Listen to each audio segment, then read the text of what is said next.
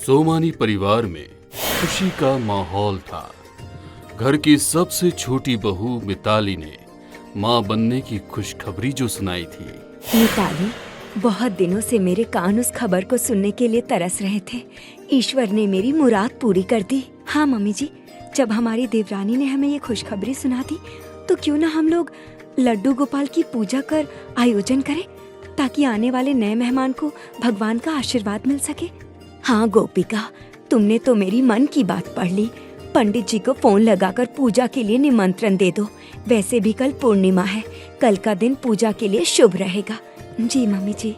गोपिका और कंचन दोनों आने वाले नए मेहमान के लिए पूजा की तैयारी में जुटे हुए थे। कुछ मेहमान और पंडित भी आ गए थे, मगर जैसे ही पूजा शुरू हुई, पंडित जी दिया लगाने की कोशिश कर रहे थे, मगर दिया बार बार खंडित हो रहा था। जैसे तैसे पंडित जी ने दिया चालू करके पूजा शुरू की, मगर मिताली उस पूजा से उठकर भाग गई और अपने कमरे में बंद हो गई। उसका ये व्यवहार सबके लिए आश्चर्य का विषय था। गोपिका, जाकर मिताली को देखा, उसे क्या हुआ है। पंडित जी शायद उसकी तबीयत ठीक नहीं है, इसीलिए वो पूजा में नहीं बैठ पा रही है। आप उसके नाम से पूजा पूरी कर दीजिए। गोपिका मिताली के कमरे में जाकर दरवाजा खटखटाती है, मगर मिताली दरवाजा नहीं खोलती। उसके कमरे से अजीब सी आवाजें आ रही थी। दूसरी तरफ पंडित जी पूजा पूरी कर कंचन जी से बोले, कंचन जी, आप यदि बुरा न माने तो कल मुझे मंदिर में आकर मिलिए ना, आपसे कुछ जरूरी बात करनी है। मिताली ने पूरे दिन अपने कमरे का दरवाजा नहीं खोला। घर में सब उसकी इस हरकत से परेशान थे। कंचन जी सुबह होने का इंतजार कर रही थी ताकि मंदिर में जाकर पंडित जी से मिल सके। पंडित जी, आपने बुलाया था? देखिए कंचन जी, आप मेरी बात का यकीन नहीं करेंगी, मगर ये सच है। मैं पहले भी कई बार आपके घर आया हूँ, मगर कल जो मैंने महसूस किया उसे शब्दों में बयान करना मेरे लिए थोड़ा सा मुश्किल है। प्लीज, आप कोई पहेली मत बुझाओ, मुझे साफ साफ बताइए क्या बात है। कंचन जी, आप ये नींबू ले जाकर अपनी छोटी बहू के कमरे में रख देना। यदि कल सुबह इसका रंग बदल जाए तो ये समझ लेना कि आने वाला बच्चा आपके परिवार का काल बनकर आ रहा है। ये क्या कह रहे हैं आप पंडित जी? मैं सच कह रहा हूँ, और यदि नींबू रंग बदल ले तो बहू को तुरंत बनारस के घाट पर मेरे गुरुजी रहते हैं, उनके पास लेकर चले जाना। पंडित जी की बात सुनकर कंचन जी परेशान हो गए और नींबू लेकर अपने घर आ गई। वो किसी को भी कुछ भी बताकर परेशान नहीं करना चाहती थी, इसलिए उन्होंने खुद ही चुपचाप वो नींबू मिताली के कमरे में रख दिया। उस रात मिताली जोर जोर से चीख रही थी, मुझे बहुत जोर से भूख लग रही है, कुछ खाने को दो। उसकी आवाज सुनकर घर के सभी लोग परेशान हो गए। कभी कभी प्रेगनेंसी में इस तरह की परेशानी आ जाती है। हाँ बोलो बेटा, क्या खाना है तुझे? मिताली आंखें टेढ़ी करके बोली, तू खाना देगी?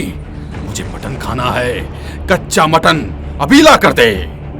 उसकी डिमांड सुनकर घर के सभी लोग परेशान हो गए, क्योंकि सोमानी परिवार के लोग वैष्णव थे और वैष्णव के घर में मांस लाना तो दूर, इस बारे में बात करना भी गलत समझा जाता है। मगर मिताली जोरों से चिल्लाकर मटन मांगने लगी। आसपास वालों ने सुन लिया तो 10 तरह की बातें बनाएंगे। नितिन, तुम मिताली के लिए मटन ले आओ। कंचन जी के मुंह से मटन के लिए हाँ सुनकर सभी लोग हैरान थे।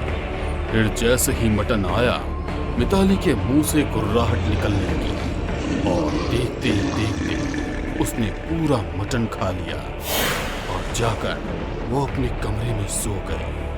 उसके जाने के बाद कंचन जी ने सभी घरवालों को पंडित जी की बात बताई। माँ, ये सच नहीं हो सकता। मेरा आने वाला बच्चा हम लोगों के लिए काल कैसे बनेगा? भैया, अभी आपने देखा ना मिताली की हालत क्या हो गई है। शायद वो पंडित जी सही कह रहे हैं, हमें सुबह होने का इंतजार करना चाहिए। सारी रात कोई नहीं सोया। जैसे ही सुबह हुई, सब लोग मिताली के कमरे की तरफ गए। जैसे ही सबने नींबू को देखा, नींबू पूरा काला हो चुका था। माँ, अब क्या करना है बताइए? करना क्या है, हम लोग आज ही बनारस के लिए निकलेंगे। मगर मिताली की इस हालत में उसे बनारस ले जाना ठीक होगा? हमारे पास और कोई रास्ता भी नहीं है। कंचन जी, नितिन और मिताली तीनों बनारस के लिए निकल गए। रास्ते में जैसे ही शाम हुई, मिताली का शरीर अकड़ने लगा। वो जोर जोर से चीखने लगी तो नितिन ने कार को रोक दिया। क्या हुआ मिताली? फिर जैसे ही कार रुकी, मिताली कार से उतर गई। अपने शरीर को अजब तरीके से मोड़ते हुए वो सड़क पर ही महंगी निगाहों से उन लोगों की तरफ देख मुस्कुराते हुए अचानक जमीन से बहुत तेजी से ऊपर उछली और फिर नीचे ही नहीं आई। वो पेड़ों पर ही कूदते कूदते वहां से गायब हो गई। माँ, ये मिताली कहाँ चली गई? अब इसे कहाँ ढूंढेंगे? वही तो मुझे भी समझ नहीं आ रहा है। ईश्वर का नाम लेकर ढूंढना चालू करते हैं, शायद वो हमें मिल जाए। नितिन और कंचन जी सारी रात उसे जंगलों में ढूंढते रहे। सुबह होने वाली थी। जैसे ही सुबह की हल्की हल्की रोशनी आसमान में छाने लगी, जंगल में से किसी के कराहने की आवाज आ रही थी। वे लोग उस आवाज की तरफ भाग कर गए तो वहां मिताली थी। उसका पूरा शरीर छिला हुआ था, मुंह पर मांस के टुकड़े लगे हुए थे। हे राम, बेचारी मेरी बच्ची, उसकी क्या हालत हो गई है। इसे कार में लेटाओ, हमें सूर्यास्त होने से पहले हर हाल में बनारस पहुंचना होगा। नितिन बिना रुके कार चलाता रहा और वो लोग शाम को बनारस पहुंच गए। मिताली सारे रास्ते सो रही थी। उसे कार में लॉक कर उन लोगों ने गंगा आरती की। फिर पंडित जी के गुरुजी से मिल उन्हें सारी बात बताई। बेटा, गर्भावस्था में नारी का मन और शरीर दोनों ही कमजोर हो जाता है। किसी प्रेत ने उसकी कमजोरी का फायदा उठाया और उसके कमजोर शरीर को अपना घर बना लिया। मगर पंडित जी ने तो कहा कि आने वाला बच्चा हम लोगों का काल होगा। बेटा, शैतानी शक्ति के साथ पल रहा बच्चा खुद में ही शैतान होता है। हमें अब शीघ्र ही कोई उपाय करना होगा। वे लोग बात कर ही रहे थे कि कार तेजी से हिलने लगी। उसमें सो रही मिताली अब जाग चुकी थी। जैसे ही वो जोरों से चीखी, सब लोग उसकी तरफ भागे। इसके पहले कि नितिन कार खोल पाता, मिताली ने ही कार का दरवाजा तोड़ दिया। उसके भयानक रूप ने सभी के मन में भय पैदा कर दिया। मगर गुरुजी ने कुछ मंत्रों का जाप करके उसे शांत कर दिया। कुछ पलों के लिए वो शांत हो गई, मगर ये शांति क्षणिक थी। गुरुजी उसे लेकर दशमेश घाट पर आ गए। गंगा किनारे असीम शांति थी। तभी माहौल बदलने लगा। ऐसा लग रहा था जैसे सभी भट्टी में बैठे हुए हो। ए मायावी, ये माया रचना बंद कर। कौन है तू, ये बता। कहते हुए उन्होंने गंगा जल के छींटे मिताली पर दे मारे। तो गंगा जल का पानी इस तरह से उड़ गया मानो गंगा जल किसी के शरीर पर नहीं बल्कि गर्म तवे पर डाला हो। तो तू ऐसा नहीं मानेगा। अभी तुझे बांध दूंगा, तब पता चलेगा तुझे। तो क्या रोकेगा मुझे? मैं मिताली को अपने साथ ले जाऊंगा। ये मेरी थी, मेरी है और मेरी ही रहेगी। हम दोनों को जुदा नहीं कर सकता। कहते हुए वो जोर जोर से गर्दन घुमाने लगी। गुरुजी ने उसके बालों को पकड़कर उसकी गर्दन को घूमने से रोका। फिर अपने शिष्यों को इशारा किया तो वे जलती हुई चिता से अग्नि लेकर आ गए। मुझे पता है तू मुझे मिताली के अंदर लड़के की नहीं बल्कि लड़की की आत्मा है। कौन है तू? कौन है? सच बता वरना चिता की अग्नि से अभी एक पल में तुझे मुक्ति दे दूंगा। तेरी अधूरी इच्छा भी पूरी नहीं होगी। तो तुझे पता चल गया पंडित कि मैं मर्द नहीं बल्कि एक औरत हूँ। तो ये समझ ले, मैं नितिन को पाने के लिए आई हूँ और हर हाल में इसे अपना बना कर रहूंगी। इसने मुझसे वादा किया था कि ये मिताली से केवल शादी कर रहा है, उसे अपनी पत्नी का दर्जा कभी नहीं देगा। मगर इसने अपना वादा तोड़ा। अब ना तो ये मिताली रहेगी और ना इसका बच्चा और ना ही ये नितिन। खुद मैं सबको खत्म कर दूंगी, सबको खत्म, समझे तुम? अब तक आपने देखा कि सोमानी परिवार की खुशियों पर नितिन की गर्लफ्रेंड की आत्मा ग्रहण बनकर आ जाती है। अब आगे। मैं मोनालिसा हूँ। इसकी माँ हम लोगों की शादी के लिए नहीं मानी तो मैंने आत्महत्या कर ली। मगर जब मैं मर रही थी तब इस नितिन ने मुझे वचन दिया था, मगर इसने अपना वादा तोड़ दिया। अब मैं बदला लेकर रहूंगी। मेरे होते हुए तू इनका कुछ नहीं बिगाड़ सकती। तुझे हर हाल में मिताली के शरीर को छोड़कर जाना ही होगा। मैं नितिन के बिना कहीं नहीं जाऊंगी। जीते जी हमारा मिलन नहीं हुआ तो क्या हुआ? मरने के बाद हम दोनों एक होकर रहेंगे। नितिन ने अपना वादा तोड़ा और इस लड़की को मेरी जगह दे दी।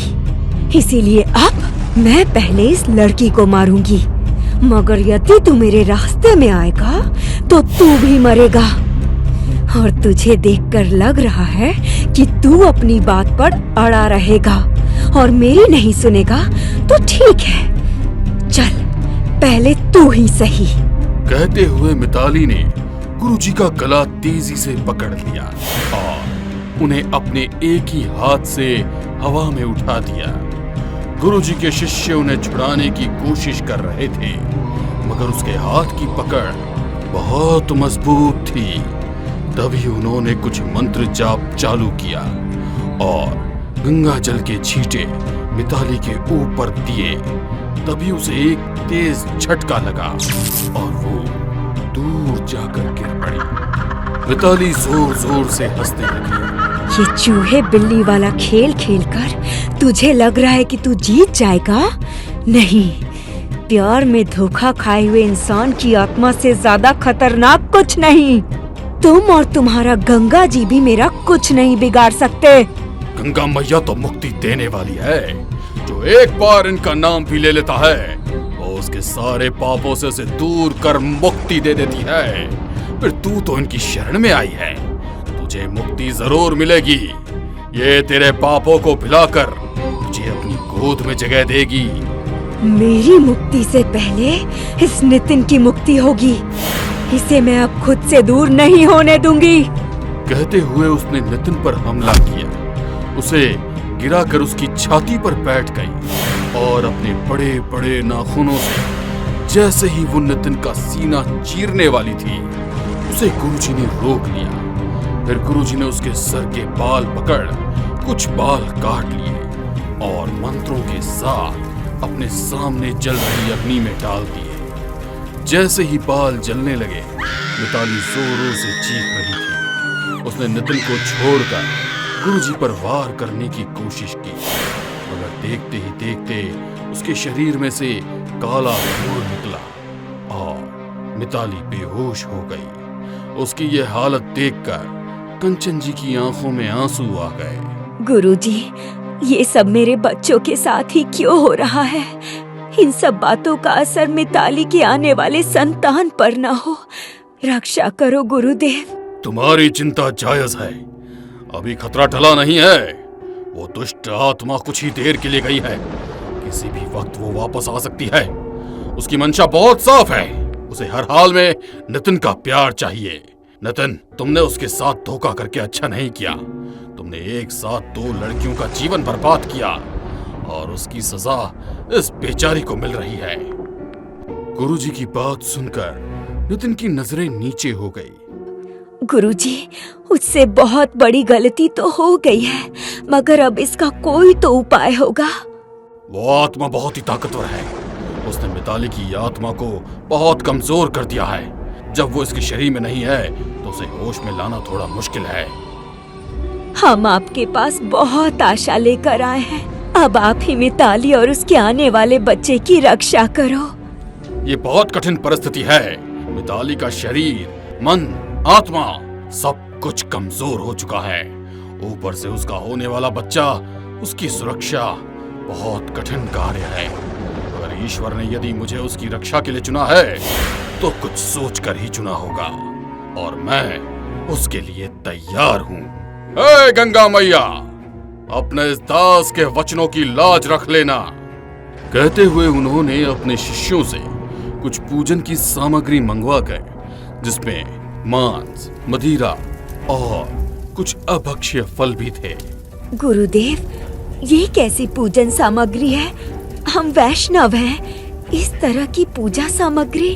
बेटा, कुछ पूजा पाठ हमारी सोच से परे होते हैं, बस उन पर विश्वास रखो। मगर पहले मिताली का होश में आना बहुत जरूरी है। कहते हुए उन्होंने मिताली के सिर पर हाथ रखा तो उनके हाथ से रोशनी निकलकर मिताली के सर में प्रवेश हो गई, जिससे मिताली को होश आ गया। ये देखकर गुरुजी के चेहरे पर मुस्कुराहट आ गई। उन्हें मुस्कुराते देख कंचन जी के दिल को सुकून मिला। उन्हें लगा अब शायद गुरुजी को रास्ता मिल गया है। उन्होंने मन ही मन गुरुजी और माँ गंगा को प्रणाम किया।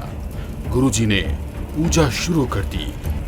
इस पूजा में बहुत से विघ्न या परेशानी आ सकती है, मगर मेरी साफ शब्दों में आप सभी को मेरी ये चेतावनी है कि कोई भी अपनी जगह से नहीं हिलेगा। मैं आप सभी के आसपास एक सुरक्षा रेखा बना दूंगा। आपको हर हाल में उस सुरक्षा रेखा के भीतर ही रहना है।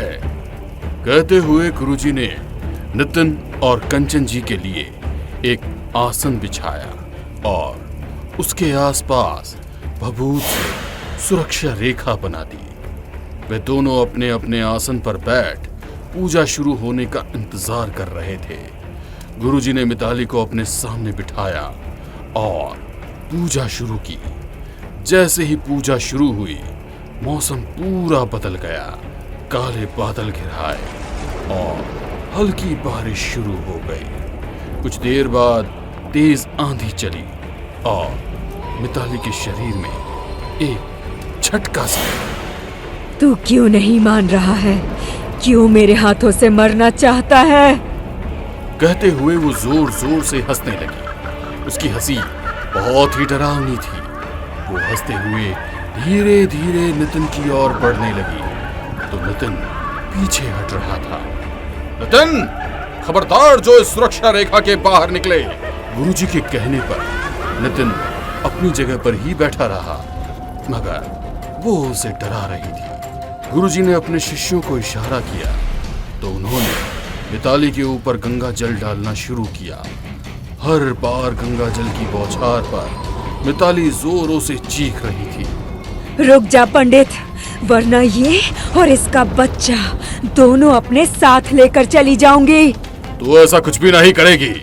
मगर गुरुजी की चेतावनी को अनसुना कर वो आत्मा मिताली के शरीर से चली गई। एक तरफ मूर्छित मिताली थी तो दूसरी तरफ उसके शरीर से ढेर सारा खून बहने लगा था। ये देख कंचन जी जोरों से चीखी। ये सब क्या हो गया? वो दुष्ट अपने साथ मेरे घर के चिराग को भी ले गई। कहते हुए वो मिताली के पास आई और उसके सर को सहलाने लगी। ये क्या अनर्थ कर दिया? तुम पूजा के बीच में से क्यों उठ गई? वो अब तेरी सुरक्षा रेखा से बाहर है। तूने मुझे तो बांध दिया, मगर अब इसकी सुरक्षा कौन कर पाएगा? कहते हुए वो जोर जोर से हंसने लगी। उसने कंचन जी का हाथ बहुत तेजी से अपनी तरफ खींचा और उन्हें हवा में उछाल दिया, मगर गुरुजी ने कुछ मंत्र पढ़कर उन्हें हवा में ही रोक दिया। तू कंचन से धोखा कर सकती है, मगर मुझसे नहीं। मैं अभी तक मिताली की कोख में पलने वाले बच्चे का ध्यान रखकर उससे आराम से पेश आ रहा था, मगर शायद तू इसके लायक ही नहीं। अब तू मेरा रौद्र रूप देखेगी।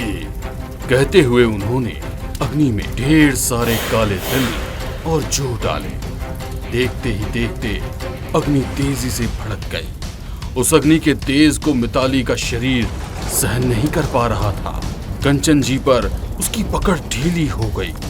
गुरुजी ने उन्हें हवा में से उतारकर कंचन जी को सुरक्षा रेखा के भीतर बिठाया। मैं अब शमशान डाकिनी का आह्वान कर रहा हूँ। तुम लोग बिल्कुल मत डरना, वो केवल उस दुष्ट आत्मा के लिए आ रही है। कहते ही वो कुछ मंत्रों का जाप कर आहुतियां देने लगे। देखते ही देखते हवन कुंड की अग्नि का धुआं एक आकृति में बदलने लगा और वो आकृति मिताली के पास जाकर बैठ गई। मिताली उसे देखकर जोर से चीख रही थी। उस आकृति ने मिताली के पेट को चीरकर एक काली आकृति को बाहर निकाला और देखते ही देखते उसे लेकर गंगा में कूद गई। कुछ देर तक उस साये की चीखें सुनाई दी, फिर सब कुछ शांत हो गया। मिताली अभी भी बेहोश थी। गुरुजी ने उसके सर पर हाथ रखा और कुछ मंत्र पढ़े तो उसने धीरे से आंखें खोली। उसके शरीर में भयंकर पीड़ा हो रही थी, मगर जैसे ही कुछ होश आया उसे तुरंत अपने बच्चे की याद आई। माँ चाहे खुद कितनी ही मुसीबत में क्यों ना हो, अपने बच्चे की तो परवाह करती ही है। तुम्हारा बच्चा पूरी तरह से सुरक्षित है। कंचन जी, आप इसका अच्छी तरह से ध्यान रखना। आपकी और नितिन की गलतियों का खामियाजा इस बेचारी लड़की ने भुगता है। ईश्वर सबको सद्बुद्धि दे। कहते हुए उन्होंने मिताली के सिर पर हाथ रखा तो गंगा में से एक शक्ति पुंज आकर मिताली के शरीर के भीतर समा गया। नितिन, तुम्हें पहली संतान के रूप में मोनालिसा मिलेगी। ईश्वर का विधान अटल है और वो तुम्हारे पास ही रहेगी। राम जी भला करे। एक सुनसान से इलाके में एक बड़ी सी कोठी किसी महल के जैसी खड़ी थी। एक आदमी जमीन पर बैठा कोई किताब पढ़ रहा था। उसके सामने ही जमीन पर एक नवजात बच्चा लेटा हुआ था जो कोई भी हरकत नहीं कर रहा था। इस बच्चे के पास ही एक कील और एक हथौड़ी और एक खून का भरा कटोरा रखा हुआ था। उसने किताब को बंद करके जमीन पर रख दिया और वो कील उठाकर उस पर कोई मंत्र पढ़कर फूंक मारी। उसके बाद उसने दूसरे हाथ से हथौड़ी उठाई। मुझे ये करना ही पड़ेगा, करना ही पड़ेगा। उसने कील उस बच्चे के सिर पर रखी और हथौड़े की मदद से उसको उसके सिर में ठोक दिया। फिर उस कटोरे को उठाया और उसमें रखा सारा खून उस बच्चे के शरीर पर उड़ेल दिया। तभी उस बच्चे के हाथ पैर हरकत करने लगे और ये देखकर उस आदमी के मुंह से शैतानी हंसी फूट पड़ी। तभी सोनिया चीखती हुई नींद से जाग उठी। ये वैलेंटाइंस डे की शाम 7 बजे का वक्त था। कैंटीन में बैठे हुए रवि और श्वेता एक दूसरे की आंखों में आंखें डालकर देख रहे थे। उनके पास ही एक अलग टेबल पर बैठी सोनिया उनको देखते हुए कुछ सोच रही थी। आज के दिन मुझे तो बस आराम करना चाहिए था। मैंने तो लड़का भी ऐसा पसंद किया जिसका मुझ पर जरा सा भी अटेंशन नहीं रहता। तभी कैंटीन में उसको सिद्धार्थ अंदर आता दिखाई दिया और वो चौंक पड़ी। अरे सिद्धार्थ! सिद्धार्थ उसे देखता हुआ उसकी तरफ ही बढ़ रहा था। सोनिया की धड़कनें तेज हो गई थी। सिद्धार्थ उसके करीब आया और अपने घुटनों पर बैठकर उसने गुलाब का फूल देते हुए सोनिया को प्रपोज कर दिया। I love you Sonia. मुझे पता है कि मैंने देर कर दी, लेकिन सच यही है कि मैं तुमसे बहुत प्यार करता हूँ। ये सुनकर सोनिया का चेहरा खिल उठा। उसने गुलाब ले लिया और सिद्धार्थ को गले लगा लिया। फिर श्वेता और रवि भी उठकर उनके पास आ गए। क्या बात है, अब तो सोनिया भी अकेली नहीं है। तो चलो अब किसी अच्छे से क्लब में जाकर एंजॉय करते हैं। हाँ चलो चलते हैं। अब तो मेरा भी मूड पार्टी करने का है। अब ये चारों कार में बैठे और क्लब की तरफ रवाना हो गए। इन्होंने वहाँ खूब मौज मस्ती की और 11 बजे तक ये अपने अपने घरों को पहुँच गए। सोनिया अपने बेड पर लेटी हुई उन सभी लम्हों को याद कर रही थी जो उसने आज सिद्धार्थ के साथ गुजारे थे। ठीक 1 घंटे बाद रवि अपने घर पर हॉल में बैठा टीवी देख रहा था। तभी उसे खिड़की पर किसी की परछाई नजर आई। उसने टीवी बंद किया और खिड़की के करीब जाने लगा। कौन है बाहर? बाहर से उसे कोई जवाब नहीं मिला तो उसने एक ही झटके में खिड़की खोल दी। सामने उसे कोई नजर नहीं आ रहा था। उसने अपनी गर्दन खिड़की से बाहर निकाली और इधर उधर देखने लगा। तभी एक भयानक पंजे ने उसका मुंह नोच लिया। वो अपने चेहरे को छुड़ाने की कोशिश कर रहा था, लेकिन उस भयानक पंजे ने चेहरे के पल ही उसे घर के बाहर खींच लिया और एक जोरदार चीख फिजा में गूंज उठी। अगली सुबह रवि के घर के आसपास काफी भीड़ जमा थी।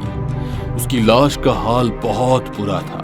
उसके दोनों कंधों से पूरा का पूरा मांस गायब था। उसका शरीर पीला पड़ चुका था, मानो उसके शरीर का सारा खून चूस लिया गया हो। श्वेता सोनिया के कंधे पर सर रखकर रो रही थी और पास ही सिद्धार्थ खड़ा शांत भाव से रवि की लाश को देख रहा था। अपने आप को संभालो श्वेता, संभालो अपने आप को। इतनी भयानक मौत देखने के बाद मैं अपने आंसुओं को कैसे रोक सकती हूँ? मेरा रवि। ये किसी को समझ नहीं आ रहा था कि रवि का खून किसने और किस तरह किया। श्वेता और सोनिया दोनों ही अपने फ्लैट पर अपने अपने कमरों में थी। रात के ठीक 11 बजे श्वेता को सिद्धार्थ का कॉल आया। हेलो। हाँ श्वेता, कैसी हो तुम? रवि की मौत के बाद मैं अपने आप को बहुत टूटा हुआ महसूस कर रही हूँ। मेरी बात ध्यान से सुनो। पहले प्रॉमिस करो कि मैं तुमसे जो भी कहूंगा वो तुम सोनिया को नहीं बताओगी। ठीक है, नहीं बताऊंगी। सच कहूँ तो मुझे सोनिया से ज्यादा तुम पसंद हो। जब रवि तुम्हारे साथ था तो मैंने मजबूरन सोनिया को प्रपोज कर दिया, लेकिन अब मैं तुम्हारे दिल में रवि की जगह लेना चाहता हूँ। ओह माय गॉड, मुझे कुछ समझ में नहीं आ रहा है कि मैं क्या करूँ। तुम अभी कभी मेरे घर आ जाओ, मैं अकेले में तुम्हें सब कुछ समझा दूंगा। श्वेता भी अब थोड़ी बहक गई थी। वो दबे पांव कमरे से बाहर निकल गई। आज की रात मुझे श्वेता के पास ही सो जाना चाहिए, बेचारी बहुत दुखी होगी। ये सोचकर सोनिया कमरे से निकली तो उसने पाया कि श्वेता मेन डोर से बाहर आ गई है। ये श्वेता इतनी रात को कहाँ गई है?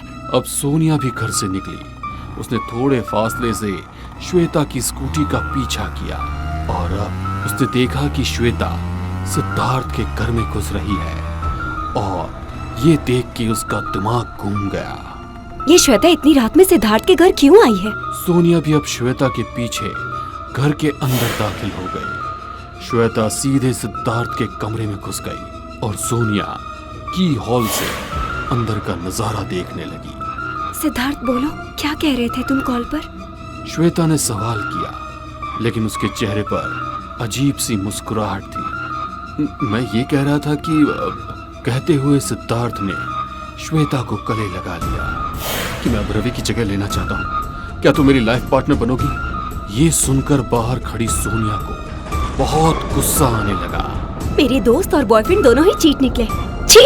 अब श्वेता ने भी सिद्धार्थ को गले लगा लिया और दोनों एक दूसरे की बाहों में जकड़ गए। सिद्धार्थ की नजर घड़ी पर थी और अब 12 बजने ही वाले थे। तभी सिद्धार्थ ने उससे सवाल किया, श्वेता, अगर मैं कहूँ कि मैं उस इंसान को जानता हूँ जिसने रवि को मारा है तो तुम क्या कहोगी? ये सुनकर श्वेता और सोनिया दोनों को ही अजीब लगा और श्वेता ने अपनी भुओं को ऊपर चढ़ाते हुए पूछा, किसने मारा था रवि को और ये बात तुम्हें कैसे पता?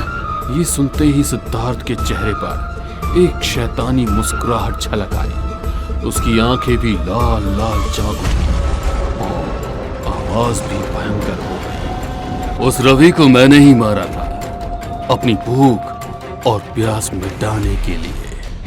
ये भयानक आवाज सुनते ही सोनिया डर गई और श्वेता ने अपने कदमों को पीछे ले लिया। कौन हो तुम? ये तुम्हारी आंखों और आवाज को क्या हो गया? मैं शैतान हूँ, शैतान। ये कहते हुए उसका चेहरा भी लाल पड़ गया, उसके दांत बड़े हो गए और उसने झट से श्वेता के बाजू को दांतों से काट लिया। सोनिया ने अपने मुंह पर हाथ रखकर उसके कंठ से निकलने वाली चीख को गले में ही दबा लिया। सिद्धार्थ भयानक शैतान बनकर अब श्वेता का मांस खा रहा था और सोनिया खौफ भरी आंखों से ये नजारा देख रही थी।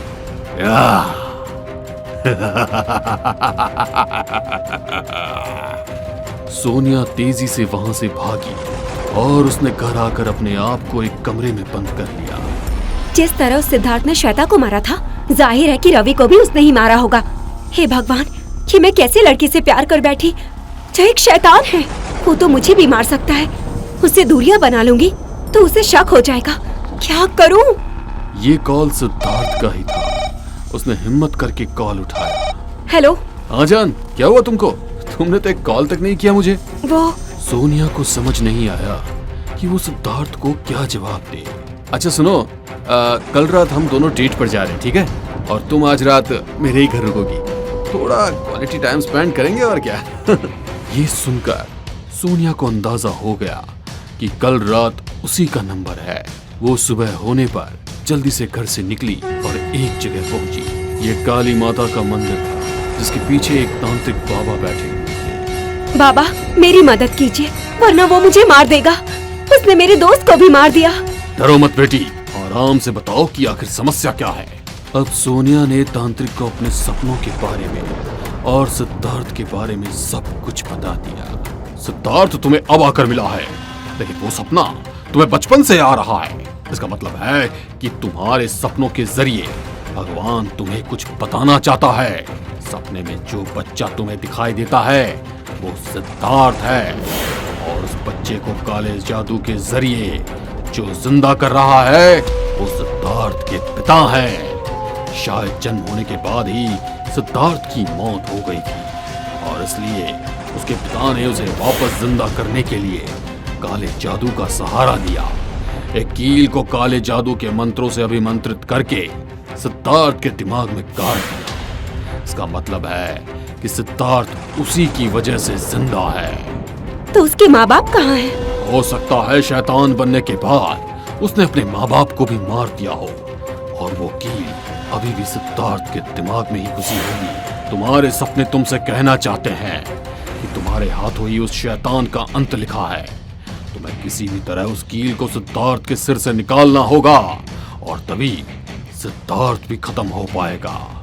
ये सुनकर सोनिया बहुत डर गई। वो सिद्धार्थ के सामने तक नहीं आना चाहती थी, लेकिन अब उसे अपने हाथों से सिद्धार्थ को खत्म करना था। धीरे धीरे पूरा दिन गुजर गया और सिद्धार्थ सोनिया के घर आ गया। चलो जान, पहले डिनर करेंगे और उसके बाद घर चलेंगे, ठीक है? सोनिया ने अपने आप को पॉजिटिव दिखाने की कोशिश की और उसके साथ चल दी। उन्होंने एक रेस्टोरेंट में जाकर डिनर किया और फिर सिद्धार्थ उसे अपने घर पर ले गया। चलो स्वीटहार्ट, तुम पहली बार मेरे घर आई हो, तुम्हारी मेहमान नवाजी मैं अच्छे से करूंगा। अब सोनिया को ध्यान आया कि ये वही कोठी थी जो सपने में उसे दिखा करती थी। सिद्धार्थ उसको घर के अंदर ले गया और फिर कमरे में पहुंचते ही सोनिया ने सिद्धार्थ को गले लगा लिया। ओहो, लगता है तुम्हें मुझसे भी ज्यादा जल्दी है। गले लगने के बहाने से सोनिया उसके बालों को सहलाने लगी, जिससे उसका हाथ उस कील से टकरा गया जो उसके बालों के बीच छिपी हुई थी। सिद्धार्थ झट से उससे अलग हो गया। क्या हुआ जान? वो कुछ नहीं। सिद्धार्थ ने सोनिया का चेहरा थामा और कहा, अपनी आंखें बंद कर लो जान। ये सुनकर सोनिया को समझ आ गया कि अब वो शैतान बनने वाला है। उसकी नजर घड़ी पर गई तो 12 बजने वाले थे। उसने आंखें बंद नहीं की और तभी अचानक से सिद्धार्थ का शरीर नीला पड़ गया और उसके दांत और नाखून लंबे हो गए, जिसे देखकर सोनिया की चीख निकल गई।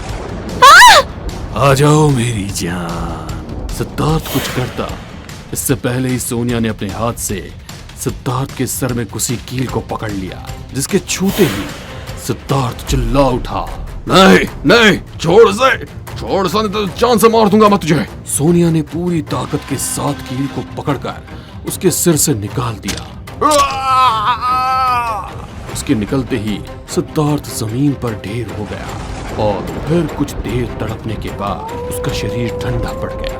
देखते ही देखते उसके शरीर में कीड़े पड़ गए, जैसे कि वो सदियों पुरानी एक लाश हो। सोनिया अब घर से निकली और फिर अपने घर रवाना हो गई। उसकी आंखों से आंसू भी निकल रहे थे, क्योंकि अभी भी उसे अपने दोस्तों की मौत का मंजर याद आ रहा था।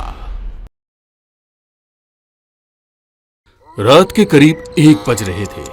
नितिन की आंखों में नींद का कोई नामो निशान नहीं था। वो चलती हुई ट्रेन से बाहर अपनी मंजिल के आने का इंतजार कर रहा था। उसकी बेचैनी देख पास बैठे सहयात्री ने पूछा, क्या बात है बरखुदार, कुछ परेशान दिख रहे हो? जी वो पहली बार घर से दूर नौकरी के लिए जा रहा हूँ ना। अच्छा, कहाँ जाना है तुम्हें? जी मैं रतनगढ़ में ज्वाइनिंग लेनी है, बस कुछ ही देर में वो आने वाला है, इसीलिए जाग रहा हूँ। उसकी बात सुनकर उसके सहयात्री के चेहरे का रंग बदल गया। बेटा रात में वहां जाना ठीक नहीं है। ऐसा करो तुम अगले स्टेशन पर उतर जाओ, कल सुबह रतनगढ़ चले जाना है। इस वक्त वहां पर तुम्हें कोई भी नहीं मिलेगा। क्या? मगर ऐसा क्यों? उसका जवाब तो तुम्हें वहां रहते हुए मिल जाएगा, मगर मेरी बात मानो तो अगले स्टेशन पर ही उतर जाना है। कहते हुए वो सहयात्री सो गया, मगर नितिन ने उसकी बात पर ध्यान नहीं दिया। रतनगढ़ स्टेशन पर ही उतर गया, मगर उस ट्रेन से रतनगढ़ में उतरने वाला वो अकेला व्यक्ति था। वो हैरानी से पूरे प्लेटफॉर्म को देखने लगा और उसे कहीं भी कोई नजर नहीं आ रहा था। हल्के हल्के अंधेरे में वो अपनी मंजिल साराभाई रेस्ट हाउस पहुंचने के लिए कोई साधन ढूंढने लगा, मगर कोई भी साधन नहीं मिला। अब तो गूगल देवता का ही भरोसा है, मैप पर साराभाई रेस्ट हाउस डाल देता हूँ और उसी के भरोसे आगे बढ़ता हूँ। नितिन ने मोबाइल में अपनी लोकेशन से साराभाई रेस्ट हाउस की तरफ बढ़ने लगा। रेलवे स्टेशन बस्ती से थोड़ा सा दूर था, इसलिए सड़क की दोनों तरफ घने पेड़ थे। पतले से रास्ते से वो आगे बढ़ने लगा। क्या अजीब सी जगह, यहाँ तो कुछ भी नजर नहीं आ रहा है। तभी पास ही के पेड़ पर 2 हरी हरी आंखें बल्ब की तरह जगमगाने लगी। नितिन ने जैसे ही उस रोशनी की तरफ देखा, उस रोशनी से एक भयानक साया निकलकर नितिन के सामने आया और अजीब सी आवाज निकालते हुए उस साये ने नितिन को बचने का एक भी मौका नहीं दिया और वो उस पर टूट पड़ा। उसकी चीख से पूरा जंगल गूंज गया। अगली सुबह नितिन की लाश पहचानने लायक नहीं बची।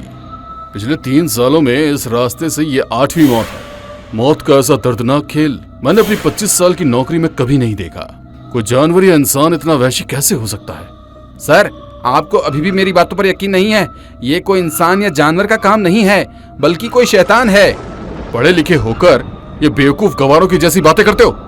लाश को पोस्टमार्टम के लिए भेजो और गांव में जाकर पता करो कि ये कौन था। हवलदार को इंस्ट्रक्शन देने के बाद इंस्पेक्टर खुद उस केस की जांच पड़ताल में जुट गया। दूसरी तरफ जिस फैक्ट्री में नितिन ज्वाइनिंग लेने के लिए जाने वाला था, उसका मालिक बहुत परेशान हो रहा था। ये सब क्या चल रहा है? यदि ऐसे ही चलता रहा तो जल्दी ही हमारी फैक्ट्री बंद हो जाएगी। सर, हमारे बहुत कोशिश करने के बाद वहां के लिए एक मैनेजर अपॉइंट किया था, मगर कल रात बहुत अजीब तरीके से उसकी भी मृत्यु हो गई। हमारे 8 आदमी मारे जा चुके हैं। अब तो हमारी फैक्ट्री पर काम करने के लिए कोई मजदूर तक भी तैयार नहीं है। वही तो मैं जानना चाहता हूँ कि इन सब घटना के पीछे आखिर किसका हाथ है। शायद कोई हमारा राइवल ही होगा जो ये नहीं चाहता कि हमारी फैक्ट्री का काम आराम से चल सके। अब मैं खुद वहां जाकर पूरे हालात का जायजा लूंगा। राम भरोसे से कह दो, कुछ ही देर में हम लोग रतनगढ़ के लिए निकलेंगे।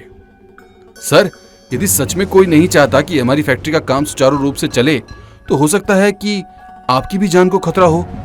आप मत जाइए। पिछले 1 साल से हमारी फैक्ट्री का काम बहुत डिस्टर्ब हो गया है। अब और नहीं, मैं खुद जाऊंगा।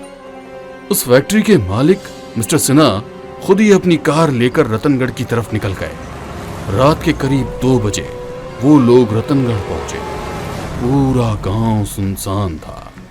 उन्होंने अपने आने की खबर किसी को भी नहीं दी थी, इसलिए गेस्ट हाउस पर भी कोई मौजूद नहीं था।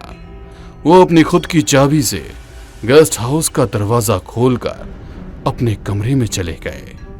कपड़े चेंज करने के बाद वो पलंग पर लेटे ही थे कि उनके कमरे का दरवाजा अपने आप धीरे धीरे खुलने लगा और उसकी आवाज से उनकी नींद खुल गई।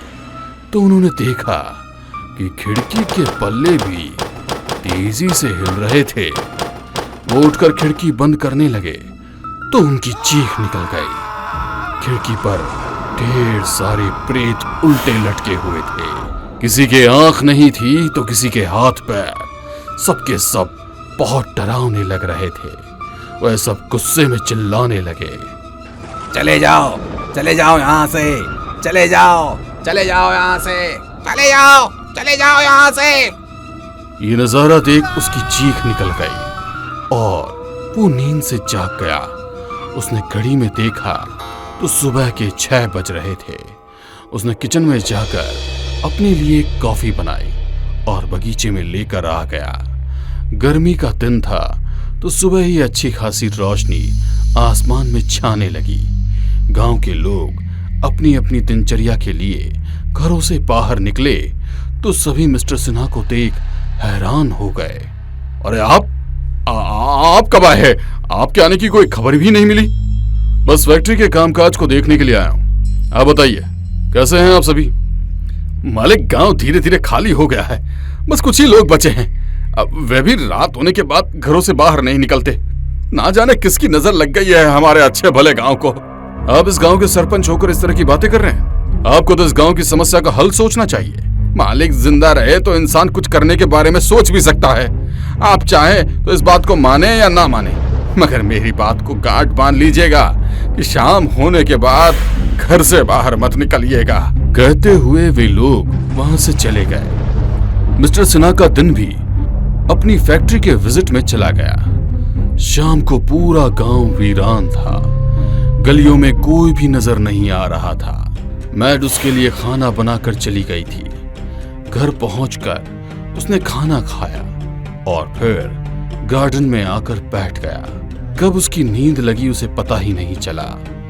रात के 2 बजे कुछ बच्चों की आवाज से उसकी नींद खुली तो बगीचे में बहुत सारे बच्चे खेल रहे थे। वो उन बच्चों की आवाज से सम्मोहित होकर उन लोगों के बीच पहुंच गया। कौन हो तुम लोग और इतनी रात को यहाँ क्या कर रहे हो? मिस्टर सिन्हा की आवाज सुनकर सभी बच्चे उसके आसपास गोला बनाकर घूमने लगे और अगले ही पल वो सब सड़ी गली लाशों में बदल चुके थे। हम उस फैक्ट्री को नहीं चलने देंगे। तुम चले जाओ यहाँ से, तुम चले जाओ यहाँ से, तुम भी मारे जाओगे। चले जाओ यहाँ से, तुम्हारी कोई गलती नहीं थी इसलिए तुम्हें कुछ नहीं कर रहे हैं, पर तुम चले जाओ यहाँ से। कहते हुए वो सारी लाशें वहां से गायब हो गई। मिस्टर सिन्हा ने डर के अपनी आंखें बंद कर ली। वे पूरी तरह से पसीने में लथपथ हो चुके थे। जैसे ही उन्होंने आंखें खोली वो अपने पलंग पर लेटे थे। जो कुछ भी मैंने अभी देखा वो सपना था या हकीकत, कुछ समझ में नहीं आ रहा है। यदि हकीकत में तो मैं बगीचे से अपने कमरे में कैसे आ गया? वो लोग कौन थे? मिस्टर सिन्हा के पास बहुत सारे सवाल थे पर उनका जवाब किसी के पास नहीं था। अब मैं कल ही गांव वालों से सच्चाई का पता लगा कर रहूंगा। अगली सुबह जब मिस्टर सिन्हा ने अपने गांव वालों को अपने सपने के बारे में बताया और उनसे सच्चाई बताने के लिए कहा तो सभी लोग सरपंच की ओर देखने लगे। इस समस्या का कोई ना कोई तो हल ढूंढना ही होगा, तो मालिक को सच्चाई बता दो, हो सकता है कि वो ही कोई हल ढूंढ ले।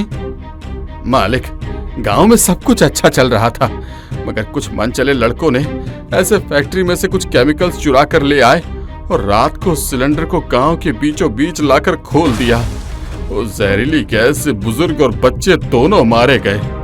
जवान लोगों की हालत खराब हो गई। आज भी रात को उन बुजुर्गों और बच्चों की आत्मा इंसाफ के लिए भटक रही है। वे आत्माएं अपना बदला लेने के लिए जो कोई भी फैक्ट्री के भलाई के लिए कार्य करता है उसे अपना शिकार बनाती है।